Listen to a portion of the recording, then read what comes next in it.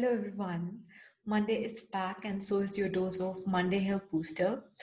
I just recently did a live in my group about emotional eating, and I was asked this question about, is emotional eating curable, and if I have seen some significant results with Ayurveda in this.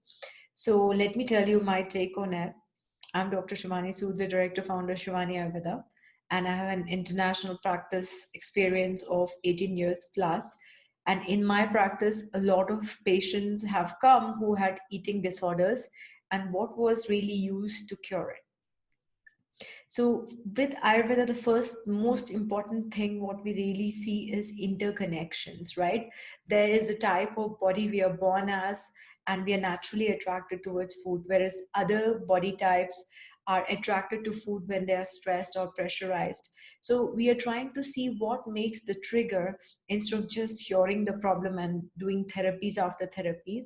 So, when a person is willing to dive deep inside and see what is the cause of the trigger, take responsibility towards it, and diffuse that trigger, that kind of patient cures his eating disorder in a great way, right? Whereas the ones who thinks that it is something which is going to just go away and he doesn't have to do it after a year is probably wrong, because it takes years of conditioning to understand the process of eating, and the connections in the brain, what is there is naturally there, that as we feel, you know, emotionally stressed or vulnerable, we move towards food for comfort. So it really takes a lot of understanding to get the problem alone, and the person should not be expecting like a result like this with a pill and it's gone. So long story short, it's a process, and if you put yourself in the process, you not only cure your eating disorder, you make your life better by becoming more confident and healing the traumas of your past.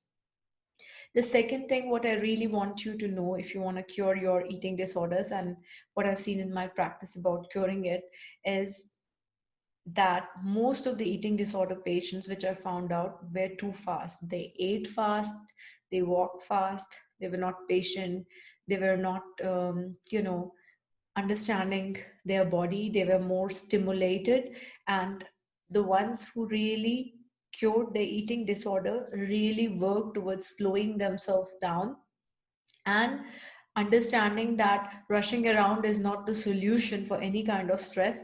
In fact, it triggers the eating disorders, right? So the ones who are going to cure it are the ones who are going to understand why they are fast, what are the reasons for being too fast and stimulated, and calm themselves down. And that's the second patients which I've seen like have cured their eating disorder. And the third kind of patients who cured their eating disorder were the ones who detoxified, because the food industry is not giving us food to eat, it is giving us processed forms of things, which is so called food. Food is visible with human eyes, food is easy to cook, and food is not all these processed sausages, salamis, or cookies and things what we have created. So the clients of mine who did detoxification and cleared up their body actually cleared up their sense of eating and identifying food, and made their health better and also cured their eating disorder. So these are the three clients I have seen in my clinic who have really cured the eating disorder in a good way. The ones who saw connections in between their eating and all the stress based habit, the ones who slowed down and understood that just being fast is good for nothing, and decided on taking planned action for the problems they were facing, and the third ones who really did a good detoxification to get rid of all the things which have been put in our mouth by the food industry. So that's my take on healing, emotional healing, and my primary three strategies to heal it, right? Besides this, we have a lot of psychological reasoning, but that would be a bit too much for a short Monday Health Booster. So never give up hope, especially with the COVID coming and a lot of us feeling stuck. We tend to really move towards food and eating things which are not good for our health. So I would really ask you to do regular practice of meditation, and yoga inside your closed space and get your mind out of the stress, because this is something which is not in our control. And we have to see what we can do actually inside the structure we've been put in, how to be more productive, how to use the time wisely instead of feeling stimulated and triggered. Because, ideally, this is a time where all the eating disorders are really stimulated, right? So I wish you good luck with managing your eating habits and taking it as a project to understand yourself and the stress you're facing in a better way.